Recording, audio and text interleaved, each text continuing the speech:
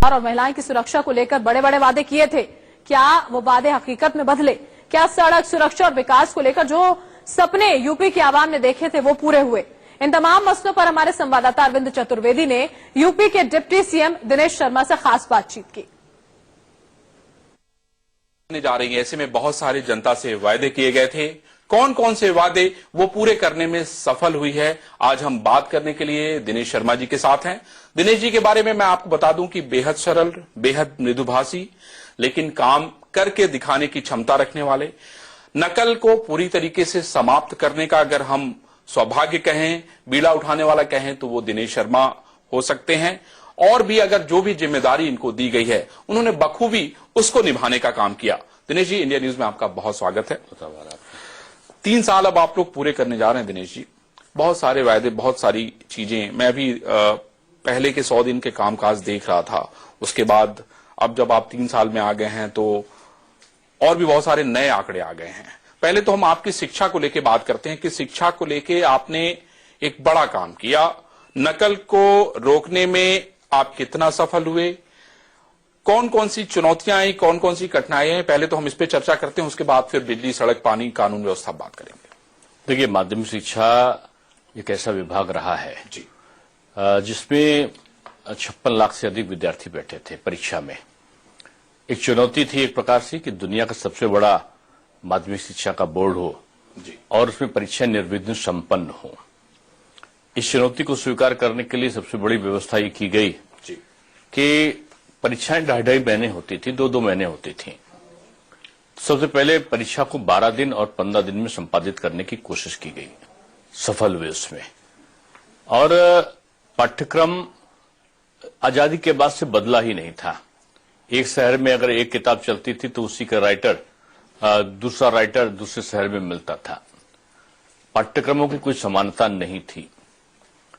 हमने पाठ्यक्रम का पूरा परिवर्तन कर डाला और मात्र 3 वर्षों में एनसीईआरटी के पैटर्न पर हमने परीक्षाओं को संपादित करने की निश्चय किया। जी, हमारी सारी जो पुस्तकें थी बाजार में आई और सबसे बड़ा खुशी की बात यह रही कि जो 10-20 साल पहले जिस रेट पे पुस्तकें मिलती थी उससे कम दाम पर पुस्तक बाजार में उपलब्ध हुई। पाठ्यक्रमों के निर्धारण के बाद हमने परीक्षाओं का समय कम किया। परीक्षाओं का समय कम करने के बाद ये निश्चय किया कि हर सेंटर पर जो 7,784 सेंटर थे हमारे परीक्षा केंद्र, जी, उनमें सीसीटीवी कैमरा हो, वॉइस रिकॉर्डिंग हो, राउटर लगा हुआ हो। जी, हर परीक्षा केंद्र पर कंट्रोल रूम हो और हर जिले में कंट्रोल रूम हो और जिले को कंट्रोल करने के लिए पूरा प्रदेश में एक सेंट्रलाइज कंट्रोल रूम हो मॉनिटरिंग करने के लिए। तो ये व्यवस्था एक चुनौती थी। 1,90,000 के आसपास सीसीटीवी कैमरा लगा होना, मैं समझता हूं दुनिया का सबसे बड़ा रिकॉर्ड है। और 1,88,000 के आसपास कक्ष निरीक्षक काम कर रहे हों। लगभग 94,000 के आसपास कमरों में परीक्षा हो रही हो और 56 लाख लोग विद्यार्थी परीक्षा दे रहे हों। ये किसी चुनौती से कम नहीं था। लेकिन नकलविहीन परीक्षा में मुझे खुशी है कि बगैर किसी परीक्षार्थी को दंडित किए, बगैर किसी अध्यापक का अपमान किए ये परीक्षा संपादित हुई। दिनेश जी, मैं देख रहा था रोज आप दौरे करते थे, उसके अलावा लगातार उसकी समीक्षाएं होती थी। बहुत सारी जगहों सेंटर को ऐसे आइडेंटिफाई किया आप लोगों ने, बहुत सारे ऐसे सेंटर का मान्यता रद्द करने के लिए आपने शासन को भेज दिया है। मैं आपसे ये समझना चाहता हूं कि कौन से ऐसे जिले थे जो नकल को लेके बहुत ज्यादा प्रभावित थे, जिसपे आपकी विशेष नजर थी? नहीं, देखिए, बहुत परिवर्तन आया है जी, नकल की प्रावधि में। लेकिन पूर्वांचल में अगर देखें तो कुछ जिले थे जहां शिकायतें थोड़ा सा मिली। मऊ मिली, मऊ में थी, गाजीपुर में मिली, जौनपुर में थी, लेकिन तत्काल उसका निवारण किया गया और कठोर कार्रवाई की गई। अगर उधर देखें तो अलीगढ़ में एक जगह पे, बलिया में एक जगह पे, इस प्रकार छोटी मोटी घटनाएं, जो माफिया थे वो माफिया को आपने नेस्तनाबूद करने का काम किया। छोटी घटनाएं का जो ना के बराबर घटनाएं थी वो प्रकाश में आई। और जो एक सामूहिक नकल का व्यवसाय चलता था, कहते थे कि परीक्षा केंद्र का टेंडर उठता था और एक एक परीक्षा केंद्र 20-20 लाख और 15-15 लाख में ये आरोप लगाते थे समाचार पत्र कि वो बिकते हैं। लेकिन इस बार ऐसा कुछ नहीं हुआ। परीक्षा केंद्रों का निर्धारण भी ऑनलाइन किया गया कंप्यूटराइज सिस्टम के माध्यम से, और इस प्रकार की कोई शिकायतें नहीं आई। ये एक बड़ा अचीवमेंट था। तो रिजल्ट कब डिक्लेयर होने की? हम लोगों ने 1 साल पहले कह दिया था जी कि 18 फरवरी से परीक्षाएं प्रारंभ होगी, और 6 के पहले हम बल्कि 29 के पहले तो हम हाई स्कूल की खत्म कर देंगे, और 6 मार्च के पहले हम इसकी इंटरमीडिएट की समाप्त कर देंगे। तो परीक्षा जो 1 साल पहले हमने कहा था उसके अनुसार समाप्त हुई, और हमने उसी अपने एकेडमिक कैलेंडर में कहा था कि 24 अप्रैल तक रिजल्ट निकालेंगे। जी 24 तक निकालेंगे। 24 तक रिजल्ट आ जाएगा। अच्छा, अब अगली चुनौती है 24 अप्रैल। हाँ 24 अप्रैल। अब आपकी अगली चुनौती है एडमिशन। मुझे याद है अच्छी तरह से कि फीस को के नियंत्रण को लेके आपने बहुत सारी बातें कही थी। आपको क्या लगता है दिनेश जी की जो बड़े स्कूल थे जो मनमानी कर रहे थे, खासतौर पे इंग्लिश स्कूल, जिसमें 2 आपके मेन टारगेट थे, एक तो फीस नियंत्रित होना, दूसरा गरीब बच्चों का एडमिशन होना, तो आप उसमें पिछले साल जो भी आपके पास आंकड़े आए होंगे वो आपको पता होगा, और इस बार आप क्या उसमें करने जा रहे हैं? देखिए, 100 बच्चे की शिकायत आती थी फीस के संबंध में, तो अब 1 शिकायत आती है। इतना अंतर आया है। फी रेगुलेशन एक्ट केवल उत्तर प्रदेश में ही चल रहा है। हमारी सरकार के द्वारा जो बनाया गया फी रेगुलेशन एक्ट, वही आज बड़े प्रभावी ढंग से काम कर रहा है। जिलाधिकारी की अध्यक्षता में कमेटी है, उसमें अगर कोई शिकायत आती है तो कोई सीधे कर सकता है कि इसने फी फलाने स्कूल ने बढ़ाई। अगर शिकायत सही मिलती है तो 1 लाख रुपए का जुर्माना, और अगर वो 1 लाख रुपए जुर्माना नहीं भरते और शिकायत को समाप्त नहीं करता विद्यालय, तो 5 लाख का जुर्माना। अगर तीसरी बार नहीं माने तो उनकी जो मान्यता है वो समाप्त करने का काम ये कमेटी करती है। अगर जिलाधिकारी की कमेटी की किसी निर्णय से कोई शिकायत मान लो विद्यालय को है या किसी अन्य को है, तो मंडल आयुक्त की अध्यक्षता में जो कमेटी है उससे वो शिकायत कर सकते हैं। यानी शिकायत का निदान आपको हर मोर्चे पे उसका समाधान मिलेगा। अच्छा, उच्च शिक्षा भी चूंकि आप देख रहे हैं दिनेश जी, तो मुझे ये बताइए कि उच्च शिक्षा में एक तो ये था कि भाई बहुत सारी नई यूनिवर्सिटी बननी थी, बहुत सारे नए कोर्सेज शुरू होने थे, उसमें कितना सफल हुए आप? देखिए, मैं इतनी कह सकता हूं कि जो माध्यमिक शिक्षा में अगर आप देखें तो 48 विद्यालय विगत 15 वर्षों में बने, और जब से हम लोग 2017 से शासन में आए तो 205 के आसपास विद्यालय बना के हम शुरू कर चुके हैं। 205 आपने बना, और 166 उसमें दीनदयाल उपाध्याय मॉडल स्कूल है। तो इतना अंतर है हमारी कार्यशैली में। और उच्च शिक्षा में जो आपने प्रश्न किया उसमें भी हम 100 से ऊपर विद्यालय बना चुके हैं, और लगभग 50 के आसपास हम बना रहे हैं। हम 3 नए विश्वविद्यालय खोल रहे हैं, और साथ में एक लॉ यूनिवर्सिटी जो है वो प्रयागराज में हम खोल रहे हैं, साथ में नेशनल लॉ यूनिवर्सिटी की तर्ज पे, जैसे बाकी जगहों पूरे देश में है। जी। और एक पुलिस फॉरेंसिक जो विश्वविद्यालय है वो भी खुला है, तौर पे एक आयुष विद्यालय भी खुला है। अच्छा, तो अगर ऐसे देखें तो 6 विश्वविद्यालय खुल रहे हैं, और साथ में 27 विश्वविद्यालय निजी क्षेत्र में काम कर रहे थे अभी तक आजादी के बाद से। जी, हमने एक दिन में 28 निजी विश्वविद्यालयों को स्वीकृति दी है। अच्छा, तो कब तक वो आ जाएंगे धरातल पे? दिनेश जी, धरातल पे काम शुरू कर दिए हैं। अच्छा, धरातल पे उनका काम शुरू हो गया है। दिनेश जी, ये बताइए मुझे, अगला हम सवाल लेते हैं। आपकी सरकार ने ये भी कहा था कि हम मुफ्त शिक्षा देंगे केजी से पीजी तक, उसमें क्या प्रगति है? हमारे सरकारी विद्यालयों में मौजूद है, हम केजी टू पीजी दे रहे हैं। जितने भी सरकारी स्कूल हैं उसमें हमारे सरकारी स्कूल में दे रहे हैं। दूसरी एक और बड़ी बात थी डॉक्टर साहब कि जो पोस्ट बहुत सारे खाली हैं आपके यहाँ बहुत सारे विद्यालयों में, स्कूलों में। देखिए, हमारा माध्यमिक शिक्षा और उच्च शिक्षा आयोग बड़ी तेजी के साथ में जो शिक्षकों की भर्ती का काम है कर रहा है। हजारों की संख्या में शिक्षकों की भर्ती भी हो चुकी है। प्राथमिक शिक्षा में अगर आप देखो तो 55,000 से ऊपर शिक्षकों की भर्ती हो चुकी है। जहां पर शिक्षक भर्ती माध्यमिक में नहीं है और उच्च में, वहां हम सेवानिवृत्त शिक्षकों के माध्यम से, तो वो शुरुआत हो गई है, कभी वो पहले से शुरू हो गई, बड़ी अच्छी तरीके से चल रही है। अच्छा, डॉक्टर साहब ये बताइए मुझे कि गंगा सफाई को लेके पिछले बार जो बजट था वो तकरीबन 2200 करोड़ के आसपास था। कहा ही गया कि भाई बहुत सारा बजट जो है आप लोग खर्चा नहीं कर पाए, उसकी वजह से इस बार बजट कम कर दिया गया है। गंगा सफाई आपके एजेंडे में, आपकी सरकार के एजेंडे में, भारत सरकार के एजेंडे पे बहुत ऊंचाई पे है। देखिए, गंगा सफाई के लिए अलग अलग कई विभाग काम करते हैं। जी, जल शक्ति मंत्रालय उत्तर प्रदेश में बनाया गया है और भारत सरकार भी गंगा मिशन के अंतर्गत काम कर रही है। तो ये अलग अलग विभागों में काम है, तो आपको एक पर्टिकुलर जगह बजट कम दिख रहा होगा, लेकिन वो कई और जगह बजट है। अच्छा, तो निश्चित रूप में हमने गंगा पे बहुत अच्छा काम किया है। इसका सबसे उदाहरण है कि हमने कई नालों को टैप्ड किया है, कई जगह पर हमने एसटीपी को लगाने में हम कामयाब बने हैं। तो आज गंगा पहले से अगर आप देखें कि कुंभ हुआ तो कुंभ में लोग पास गंगा के जाने में डरते थे, कितनी गंदगी वहां पे थी। कुंभ में लोगों ने आचमन भी किया है, स्नान भी किया है और बड़े प्रसन्नता पूर्वक गए हैं और पर्ची भी आए हैं। तो ये मैं कह रहा हूं कि उसमें इतना अंतर आया है सफाई में। डॉक्टर साहब, मुझे ये बताइए कि अभी मैं एनसीआरबी के आंकड़े देख रहा था, अपराध को लेके लगातार मुख्यमंत्री भी बात करते हैं, आप लोग भी बात करते हैं। मुझे ये बताइए कि अपराध में आपके पास जो डेटा है, जो आंकड़े हैं, वो क्या कहते हैं, तब मैं सवाल आपसे पूछूं। नहीं, देखिए, अपराध में हमारी काफी कमी आई है।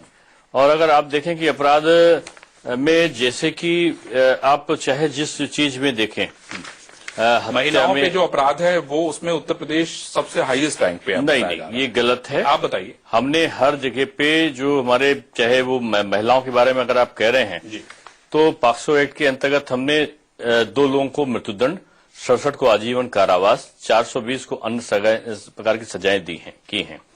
2019 में 3 को मृत्युदंड और 152 को आजीवन कारावास और 585 को अन्य सजाएं दी हैं। हमारा जो पुलिस कमिश्नर सिस्टम लागू होने के बाद में हमने तमाम प्रकार की और जैसे सुरक्षा कवच योजना है महिलाओं की सुरक्षा के लिए, तथा जो डायल 112 पर भी अगर हम सुरक्षा की मांग करते हैं तो गंतव्य तक सुरक्षित पहुंचाने के काम करते हैं। और अगर हम देखें कि जो 300 पीआरबी में 2 महिला हर शिफ्ट में नियुक्त की गई हैं। इसके अलावा अगर देखें तो कई जगह पर महिला पीएससी वाहिनियां स्थापित की गई हैं। 76 महिलाएं स्थापित किए गए। ये सब तो दिख रही हैं कि नहीं, आने वाले समय में ये दिखेंगी। लेकिन जो अपराध हो रहे हैं, आप देखिए, चुनाव में अभी बलात्कार हुआ। मैं इतना कह सकता हूं जी कि जो घटनाएं जिनका आप उल्लेख कर रहे हैं दुर्भाग्यपूर्ण है, नहीं होनी चाहिए। लेकिन प्रदेश में अगर आप पिछले सरकारों से अब के आंकड़े देखें, इसका मतलब ये नहीं है कि पिछले में हुआ तो हमारे में भी होना चाहिए, ऐसा नहीं है। लेकिन हमने काफी कम हमारे आए हैं। अनुसूचित जाति पे अगर आप देखें तो काफी अधिक कमी आई है। महिलाओं में हमने 81 न्यायालय स्थापित किए, त्वरित सुनवाई करके हम दंड की प्रावधान कर रहे हैं। हमने विभिन्न जगहों पर अगर आप देखें तो हर क्षेत्र में, चाहे हत्या हो, बलात्कार हो, छिनौती हो, उसके साथ साथ हमने जो विभिन्न प्रकार के अपहरण उद्योग बन गया था उसको समाप्त किया है। आज मतलब आप कहना चाहते हैं कि डर लोगों के, मतलब अपराधियों के मन में डर लाने का काम आपने किया है। आज उत्तर प्रदेश में पुलिस का डर है, लोग अपनी जमानत कटवाकर जेल में जा रहे हैं, इस बात का समूह है। आज आप टिप्स पे एक भी माफिया गैंग का नाम नहीं बता सकते जो उत्तर प्रदेश में संचालित हो रहा हो। ये अंतर है पहले से। पहले तो हर जिले में नहीं, हर मोहल्ले का माफिया आपको नाम आपके टिप्स पे होता था कि ये माफिया फलाने मोहल्ले का है। आज आप जिले के माफियाओं का नाम टिप्स में ले लीजिए जो आज सक्रिय हो। ये अलग बात है कि घटनाएं दुर्भाग्यपूर्ण बीच बीच में घट जाती हैं, उनपे अंतर ये है कि घटनाएं घटती हैं, हम त्वरित कार्रवाई करके उसको निवारित कर लेते हैं, उसको पकड़ लेते हैं। पहले वो घूमता था खुलेआम घटना करने के बाद, आज वो जेल की सलाखों में होता है। मतलब आप कहना ये चाहते हैं कि भाई खुद ही चला जा रहा है जेल की सलाखों के पीछे है? नहीं, हम पकड़ भी रहे हैं और खुद भी वो डर के चले जाते हैं कि अपनी जमानत कटवा के चले जाना। ये इस बात का सबूत है कि आज व्यक्ति में डर पैदा हुआ है इस बात का, और डर पैदा होने का मूल कारण ये है कि पुलिस सक्रिय है, प्रशासन की नीयत जीरो टॉलरेंस है अपराध पे, ये हमारा है। इसके कारण हम लोगों ने इस प्रकार की घटनाओं को नजरअंदाज न करने का है। आज छोटी घटना होती है वो पुलिस थाने में रिपोर्ट दर्ज होता है, पहले बड़ी घटनाओं के घटने के बाद भी रिपोर्ट दर्ज नहीं होती थी।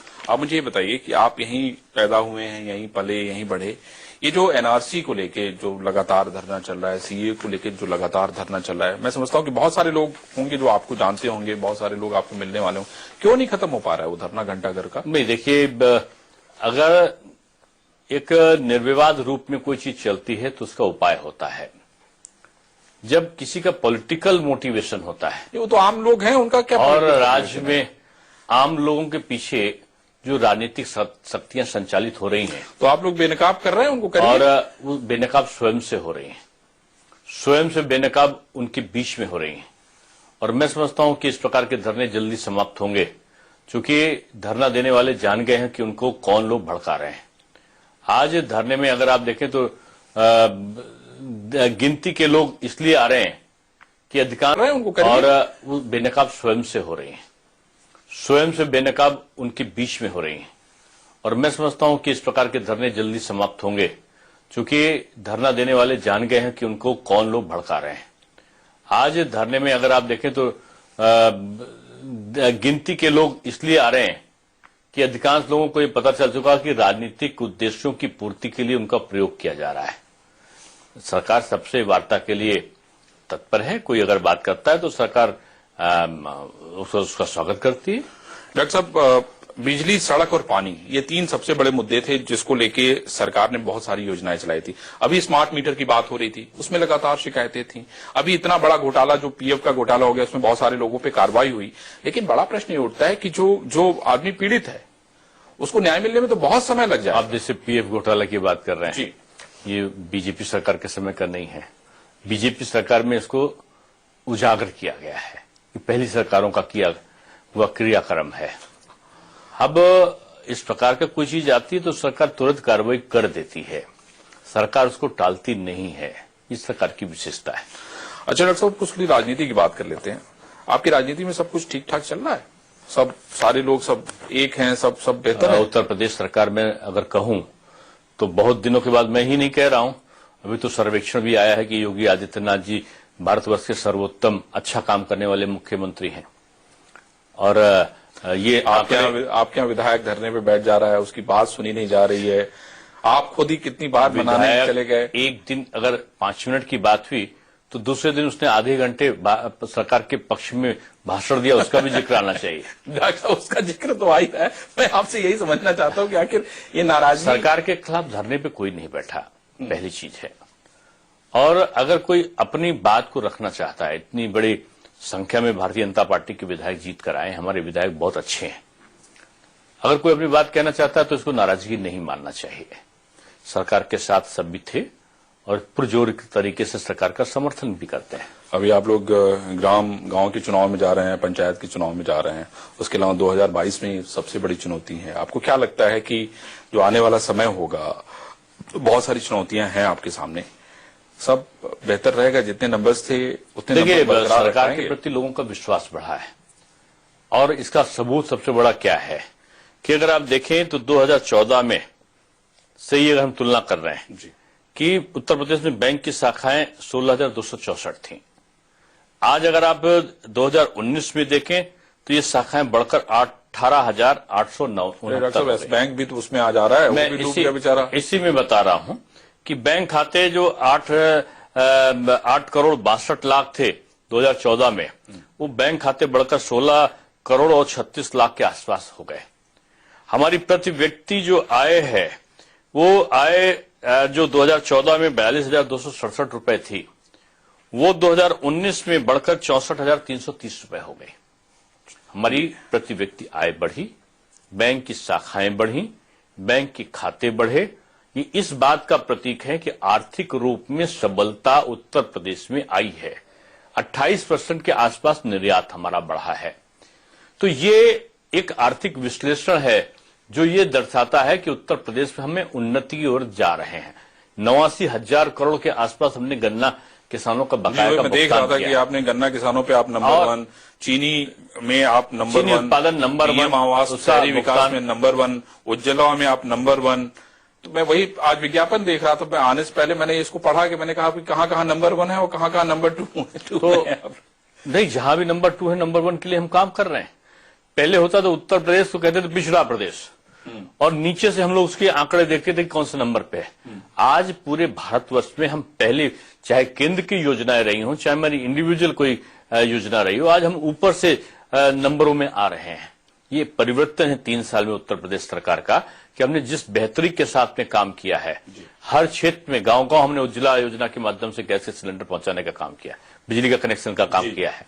और हमने नहीं, लेकिन आपने स्मार्ट मीटर के बारे में नहीं बताया जितनी शिकायतें आ रही हैं उसमें। नहीं, जो शिकायतें आती है उसका निवारण करते हैं। तो शिकायत इसका मतलब है अगर शिकायत आए तो हम योजना समाप्त कर दें, ये नहीं होता है। शिकायत आए स्मार्ट तो मीटर की बात हो, उज्ज्वला की बात नहीं, उज्ज्वला में नहीं, दूसरी अगर समस्या स्मार्ट है। मीटर की शिकायत आती है तो उसको तत्कालिक रूप से उसको निवारित करते हैं। तो डॉक्टर साहब हम ये समझे कि उत्तर प्रदेश जो है आपके हिसाब से सब जगह नंबर 1 है और आने वाले समय में भी जहां नहीं है वहां हो जाएगा। चलिए ठीक है डॉक्टर साहब, हम उम्मीद करेंगे कि 3 साल आप पूरे करने जा रहे हैं और जहां पे आप नंबर 2 हो वहां पे नंबर 1 बने। लेकिन जो जो समस्याएं हैं उसको अभी और गंभीरता से दूर करने की जरूरत है, खासतौर पे राजनीतिक समस्याएं जो राजनीति चल रही है। तो ये थे डॉक्टर दिनेश शर्मा जिन्होंने बड़ी बेबाक तरीके से अपनी बात कही। इनका स्पष्ट रूप से कहना है कि यहां पर सरकार इनकी एक बार फिर से बड़े नंबरों के साथ आएगी और हम जहां पे नंबर 2 हैं वहां पे हम नंबर 1 को होने की लगातार कोशिश करते हैं।